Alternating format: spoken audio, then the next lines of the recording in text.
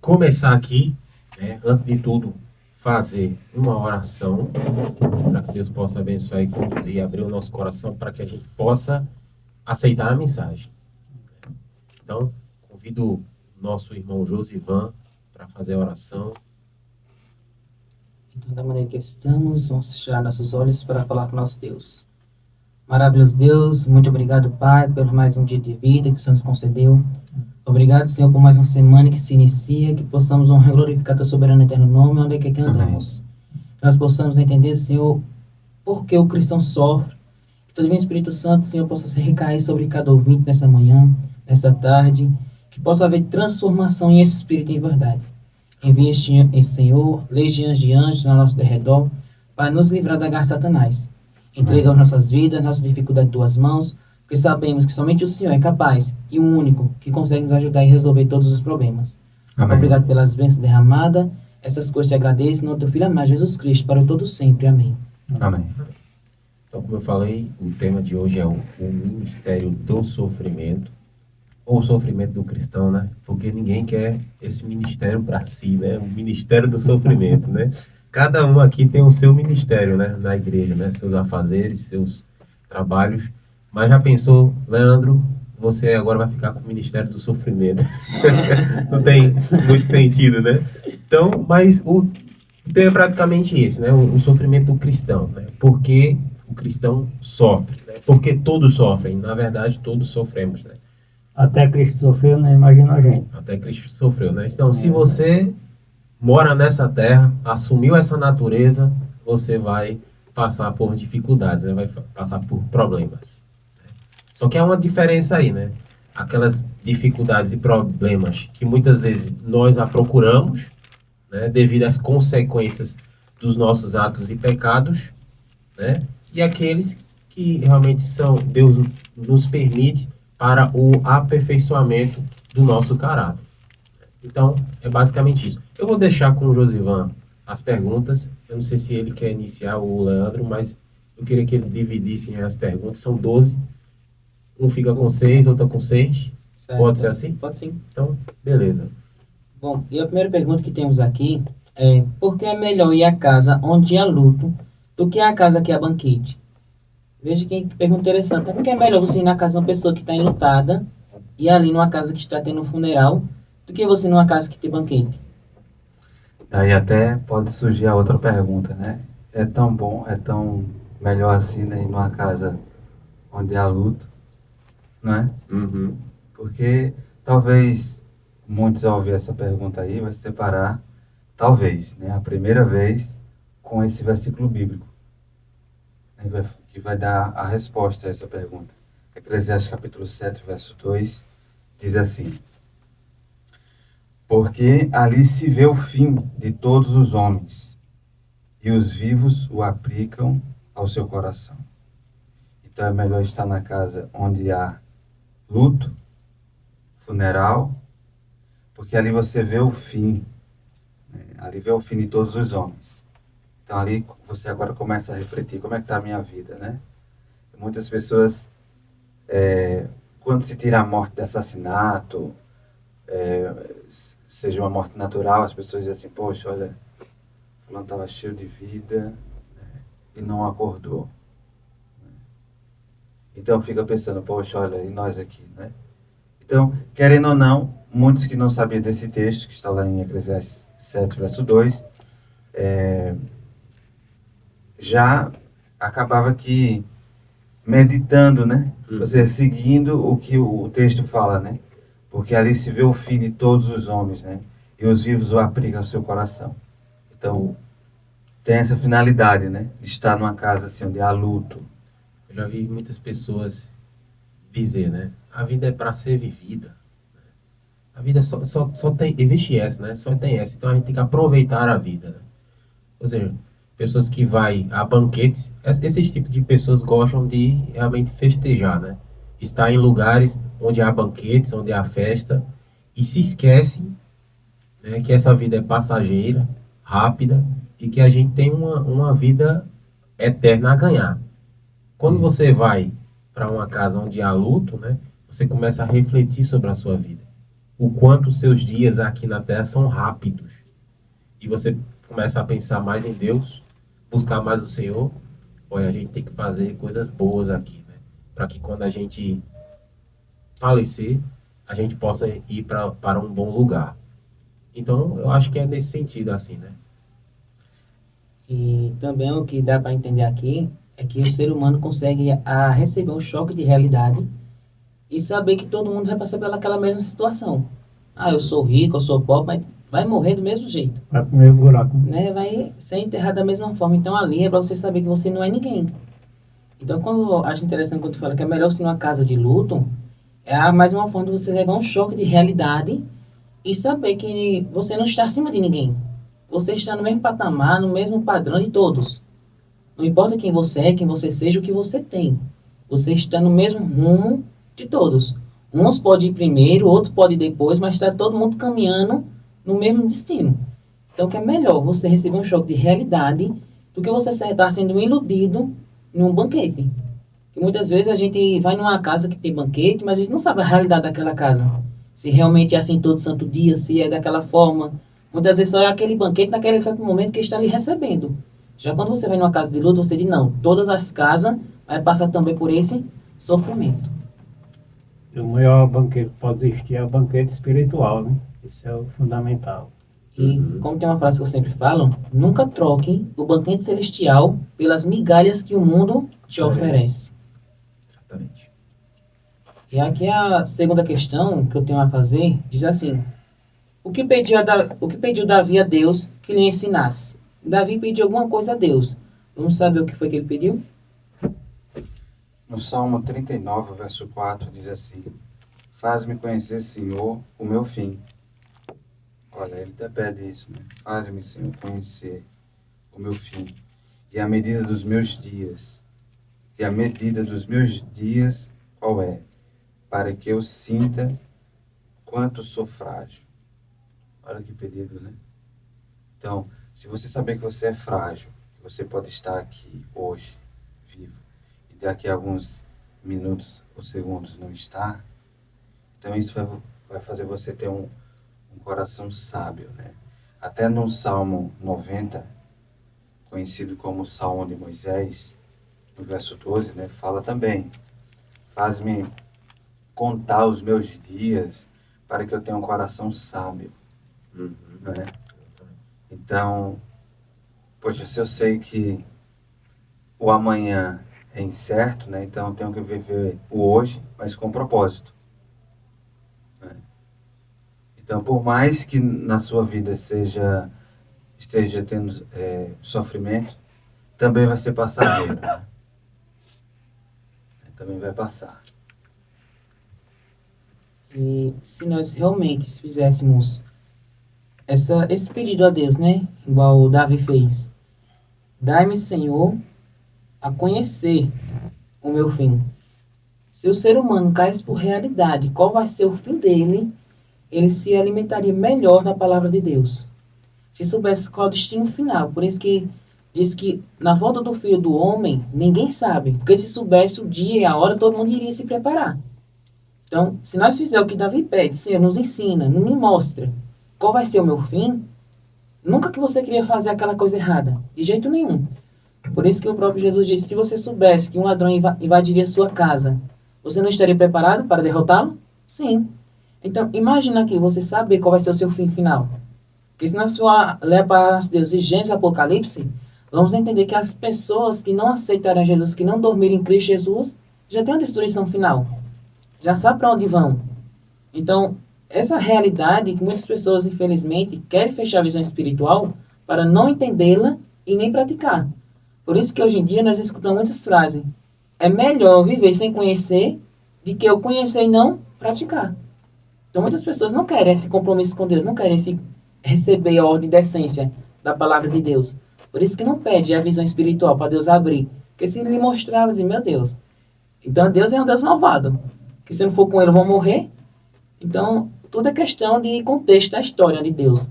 Porque Deus é amor, mas também é justiça. Mas se nós analisar tudo, Deus só quer o melhor para o ser humano. Até o seu juízo é juízo de amor, né? Pois é. Não tem... enquanto você falava aí, eu fiquei pensando, né? Acho que vocês já ouviram aquelas enquetes de perguntar, se hoje fosse o seu último dia, o que você faria? Tem muitas pessoas que falam, né? Ah, eu faria tal coisa, até lembro de um que falou, não, eu ia comer muito o que eu quisesse, tal. Outros eu ia ficar em casa, né, assistir, outros eu ia falar com a minha família. E eu lembro que em várias respostas teve uma pessoa que falou assim, olha, eu me consertaria com Deus, eu ia pedir perdão pelos meus pecados, eu ia orar muito. Eu achei interessante. Mas isso não se dá se as pessoas soubessem do fim. Viva cada dia como se fosse o seu último dia. Aí você vai viver em comunhão, você vai viver uma vida sábia, né? Prudente. Teve uma pessoa que falou assim, Josivan, eu tenho medo da volta de Cristo. Digo, não, você não tem que ter medo da volta de Cristo. Você tem que ter medo dele vir e você ficar. Você tem que ter medo de você ficar. Então se prepare. Não tenha medo da volta de Cristo, de jeito nenhum. Porque ele vem para te buscar, né? Então você tem que ter medo de vir e você ficar. Então se prepare. E eu tava vendo uma frase, um vídeo esses dias no TikTok, e um padre tava dizendo assim, meus filhos, lá no céu vai ter tudo bom e do melhor. Aí chegou um bêbado e falou assim, mas padre, lá vai ter cachaça?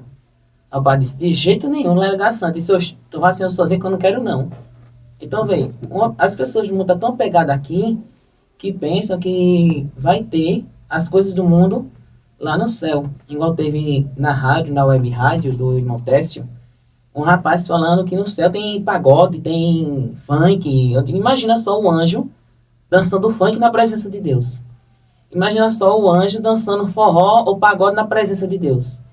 Então, o ser humano está tão adaptado às coisas deste mundo, igual eu estava vindo e falando com o Leandro, disse, olha, as coisas do mundo é tão bom que a gente não quer largar. Então, a gente muitas das vezes pensamos que podemos transformar o céu da mesma forma que é o mundo, né? De, vou para o céu, mas eu vou levar esses meus costumes, de jeito nenhum. E essa é a grande ilusão, né? Então, você assim, achar que aqui é a eternidade. então, você quer ir para o céu, tem que largar tudo aqui. Então, se você quer ir para o céu, largue tudo. Agora, se você quer ficar aqui, então larga o céu. Não tem como servir a dois senhores, né? Dois caminhos a seguir, dois senhores a lutar. Pode ir a seguir. Essa é uma decisão, né? Pergunta 3 agora. Vamos continuar. E aqui diz, por que é melhor a tristeza do que o riso? Quem não gosta da risada, né? Daquela felicidade toda. Mas por que a palavra nosso Deus fala que é melhor a tristeza do que a alegria? Aqui em Eclesiastes, no capítulo 7, o verso 3, diz assim, melhor a tristeza do que o riso, porque com a tristeza do rosto se faz melhor o coração. Aí entra assim, né? Muitas vezes as pessoas estão rindo.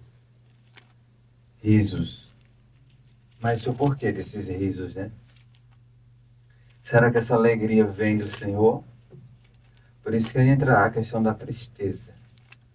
Você vê até na vida de Cristo. Jesus muitas e muitas vezes demonstrou aí tristeza. Até uma carta que descreve Jesus fala que ele, ali por um dos imperadores, fala que ele tinha um rosto ali sério. Então, assim, o mundo estava nas mãos de Cristo, né? A salvação. Então, a tristeza, ao ser estampada no seu rosto, mostrava o que havia no coração dele, né? Uma preocupação. Então, no nosso viver também entra essa questão. Por que muitas pessoas hoje estão rindo? E eu digo para você que muitos dos risos aí, quando as pessoas estão sozinhas, elas estão tristes. Elas estão usando muitas vezes drogas. Elas estão no álcool aí, né? Muitos até comediantes, né? Enfim, pessoas que estão aí na indústria aí do entretenimento. Mas quando o Salomão ele fala aqui, ele fala no sentido de você fazer uma reflexão, né? Como é que está a minha vida, como está a vida do próximo, do mundo? Então há motivo para rir assim como se nada de sério, de preocupante, de conflitante estivesse acontecendo? Não, existe algo. E daí diz que se faz melhor o coração. Tem um outro texto do próprio Salomão, né, que escreveu tanto um livro de Eclesiastes como um livro de Provérbios, né, que parece ser contraditório. Porque lá em Provérbios 17:22, por exemplo, ele diz que o coração alegre É bom é remédio. bom remédio, mas o espírito abatido faz secar os ossos. Ora, se o coração alegre é um bom remédio e que o espírito abatido faz secar os ossos, por que aqui ele fala que a tristeza é melhor do que o riso? Porque com a tristeza do rosto se faz melhor o coração. Ou seja, parece ser contraditório.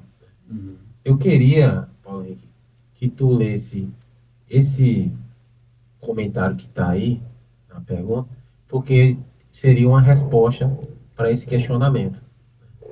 Ok, diz assim: muitos dos mais lindos cânticos de paz, confiança e esperança que os filhos de Deus entoam neste mundo, lhes foram inspirados nos silenciosos e escuros aposentos da tristeza. As aflições santificadas suavizavam as asperezas da vida, abrandam a solidão da natureza, controla as ambições humanas, consome a escória do egoísmo e da mundanidade, abate o orgulho, vence as paixões, revela aos homens seu próprio coração, suas próprias fraquezas, faltas, defeitos e perigos, ensina a paciência e a submissão, disciplina os espíritos turbulentos, aprofunda-nos e enriquece-nos a experiência. Eu poderia fazer um comentário. Eu lembrei agora do pastor William Costa Júnior, né, o marido da Sonete. Acho que muitos de vocês lembram daquele, já cantaram muitas vezes aquele hino do Inário, Jesus, Tu és a minha vida. E ele contou que aquele hino que ele compôs foi no momento mais difícil da vida dele. Ele estava tudo dando errado. Tudo dando errado. Ele disse que só tinha uma alternativa, louvar o Senhor. Então daí surgiu, que é um belíssimo hino. Uhum. Né? Jesus, Tu és a minha vida. Há um pouco mais de um mês atrás eu vi uma história semelhante, né? Onde uma família, né? Onde o marido ali pegou sua esposa e suas filhas e eles estavam a se mudar para um outro país, né? De navio, né? Ele pôs a sua família na frente enquanto ele estava resolvendo umas outras coisas e depois ele ia seguir viagem também. E não aconteceu um naufrágio e toda a sua família se perdeu. E aí ele ficou muito abatido e triste. Mas ele ali compôs um hino. E um hino que demonstrava a alegria que está também em nosso hinário. Eu só não lembro aqui, Paulo Henrique, mas eu posso trazer um outro momento, qual era o hino. Né?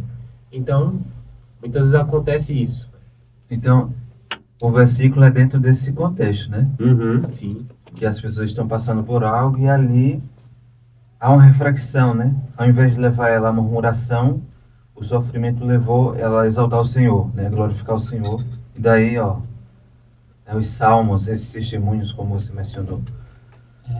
E o que dá para entender é que muitas das vezes você que está me ouvindo pode até ter passado por essa situação. Não sei se meus amigos aqui já passaram por isso, que muitas das vezes a gente está dando gargalhadas, mas só para alegar outras pessoas. Mas por dentro a pessoa está quebrantada, para não incomodar ninguém.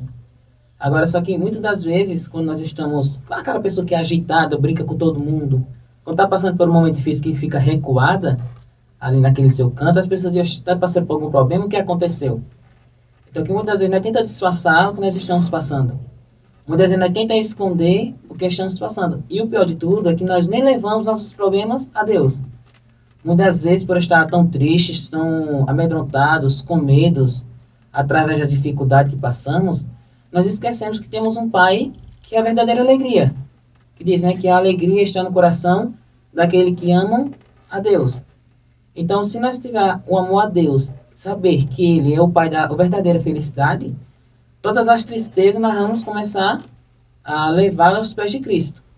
E o que me chama a atenção também é que nessa história que o irmão Gleison contou, é que na hora da dificuldade, a gente fica mais triste do que feliz.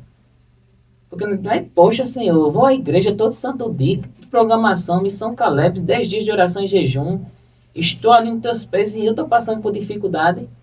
Igual esse dia eu comentei com a minha mãe, eu falei, mãe, eu não entendo como é a vida cristã, caso que fulano de tal tem isso, tem aquele, tem tudo isso, e eu mesmo, eu não saio do canto. Mãe disse, menino, respire e confie em Deus, tua hora vai chegar. É que tudo que Deus está preparando para tu vai ser melhor. Eu digo, meu Deus, uma lição que ela me deu. Confiança em Deus. Alegria. Saber pegar aquela dificuldade e transformar. Dizer, olha, não, a dificuldade vem, vou juntar tudinho, vou montar essas pedras estão no meio do caminho, e vou formar minha escada rumo aos céus. Ao invés de ficar só se lamentando, né? Dizer, ah, mas por que isso? Não, ao invés de reclamar, pegue todos os problemas, faça uma escada até chegar na porta da graça. Muito bem. Estamos partindo para a metade do nosso estudo aqui. O José tem mais 3 perguntas. E com isso só tem mais 3 minutos. Então vamos adiantar aqui, né? E aqui diz assim, são os justos poupados da aflição do mundo? Será que somente os justos vão ser poupados? Ou a aflição vai vir para todos? No Salmo 34, verso 19, diz assim: muitas são as aflições dos justos, mas o Senhor o livra de todas. Amém. Então são muitas, né, as aflições dos justos, Não são poucas. mas o Senhor livra, né? Então nós temos essa garantia de sermos livrados das aflições, apesar que iremos passar por ela. E até tem, fazendo um comentário aqui, eu acredito que se encaixa perfeitamente no estudo, porque assim, as pessoas perguntam, por que então sofremos?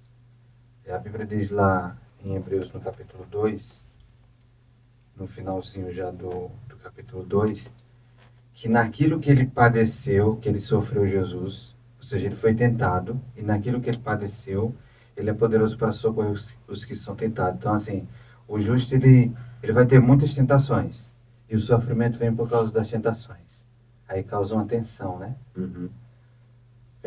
Você vê um exemplo, o caso de José. Ele foi fiel ao Senhor, cumpriu o mandamento, não adulterar, ele foi para a prisão. Então, assim, o ministério do sofrimento sempre vai estar acompanhado na vida aí dos justos. Agora, você vai estar sofrendo porque você fez o que é correto. E isso o justo tem que entender, e ele deve glorificar a Deus nesse momento. Porque o sofrimento vem, tem uma frase assim, problema vai, problema vem, para mostrar quem é quem. Então, é nesses momentos aí que vai ser testado o nosso caráter.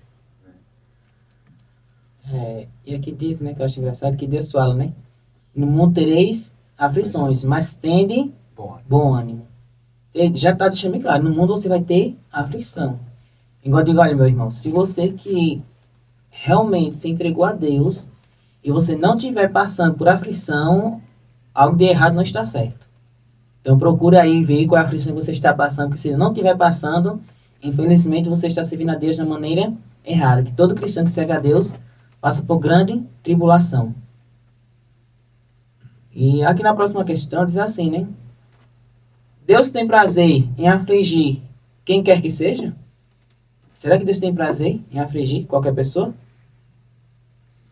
Em Lamentações, no capítulo 3, verso 31 até o 33, diz assim: porque o Senhor não rejeitará para sempre, pois ainda que entristeça alguém, usará de compaixão, segundo a grandeza das suas misericórdias. Porque não aflige nem entristece de bom grado aos filhos dos homens. Ou seja, Deus ele tem um prazer, né? Ou melhor, ele tem um propósito. Ao vir tristezas, aflições, para os seus filhos, para o seu povo. E não é assim que ele sinta o prazer, vou trazer uma tristeza, vou permitir tal aflição, que você passe por isso, por aquilo. Na verdade, tem um grande conflito, né? Por trás de tudo isso. Você vê que nós estamos aqui para exaltar a Deus, independentemente do que aconteça conosco. Então, nesse grande conflito, ou iremos, através dos sofrimentos, mostrar não, que Deus ele é bom, né, e a sua misericórdia dura para sempre, ou iremos, então, amaldiçoá-lo e ficar do lado do inimigo. Então, assim, Deus ele tem um propósito, né, com o sofrimento. Não que ele seja o gerador do sofrimento, né, Paulo Henrique? Isso. Porque há sofrimento que advém das consequências das nossas escolhas e dos pecados, né? Tem aqueles que são por tentações de Satanás, que Deus também a permite, né? E daquelas que são da consequência do próprio mundo, né? Porque nascemos num mundo de pecados, né? Então, mundo mal, né? no mundo mal, né? Então, uma criança não tem culpa nenhuma, né? Que nasce, ele vai sofrer as consequências de um mundo degenerado, né? As consequências do mundo que está em pecado. E quando fala assim, eu só lembro do versículo bíblico que diz: mas o salário do pecado é a morte. Mas quando fala assim, o salário do pecado é a morte, não é essa morte somente que nós conhecemos ou a morte espiritual. É as consequências que vai vir, que você vai se destruindo aos poucos. É a dificuldade de um lado que você não consegue resistir. Você vai acabar falecendo ali aos poucos e realmente ali você, do nada, você caiu, você já está na cidade de Satanás, já está no lamaçal do pecado. E o que é importante de tudo isso é que diz que porque o Senhor não rejeita para sempre. O Senhor não rejeita um filho. Diz que muitas pessoas dizem assim, Jesus está demorando a voltar. Não é que ele está demorando a voltar, é que ele não quer perder ninguém. Ele está fazendo de tudo para que todos façam o impossível para ser salvos. É que diz, usará de compaixão segundo a grandeza de suas misericórdias. Mais algum comentário ou posso passar para a próxima? Pode passar para a próxima. E a próxima questão diz assim: aflige Deus e deixa o castigado em desespero? Será que Deus deixa aquela pessoa que está em castigo em desespero? Ou ele afligir, né? Será que vai deixar para lá? Não vai estar nem aí? Jó capítulo 5, verso 17, 19, diz assim: eis que feliz é o homem a quem Deus castiga. Portanto, não despreze o castigo do Todo-Poderoso, porque ele faz a ferida e ele a cura. Ele fere e as suas mãos reconstituem. Então, tem um propósito. Mas como a Grace falou, né, não é que Deus ele é o gerador, né, disso. O ser humano muitas vezes por suas escolhas e algumas vezes o sofrimento, como eu citei em Hebreus no capítulo 2, no finalzinho do capítulo, que Jesus ele padeceu, ele sofreu por ele ter sido tentado. Então, no caso aqui, Jó, no livro de Jó, a gente vê essa história, né? Não foi por culpa de nenhum pecado de Jó, né? Não foi por alguém ter feito mal que ele estava ali e acabou aqui sofrendo, né? Por estar próximo, por estar no local, mas veio esse sofrimento como permissão de Deus. Isso fez só o caráter de Jó brilhar mais, né? Ser aperfeiçoado, né? Fortalecido, né? Então, nesses momentos de sofrimentos, é com esse propósito, né? Para que a gente glorifique a Deus.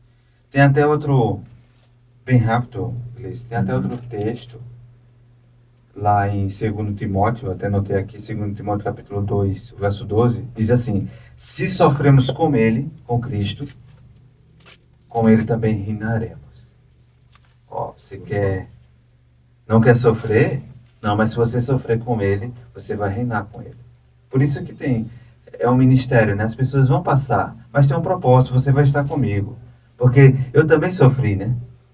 Até o profeta Isaías, no capítulo 53, no verso 3, ele diz assim, que Cristo é um homem de dores e ele sabe o que é padecer, sofrer. Ele é que sabe, viu? Porque tem pessoas que falam assim, poxa, mas você não sabe não, mano, quer sofrer. Não sabe o que eu estou passando. Quem sabe quer sofrer sou eu, já passei por isso. Mas a Bíblia diz que é Cristo. Ele sim é o que sabe o que é padecer, sofrer.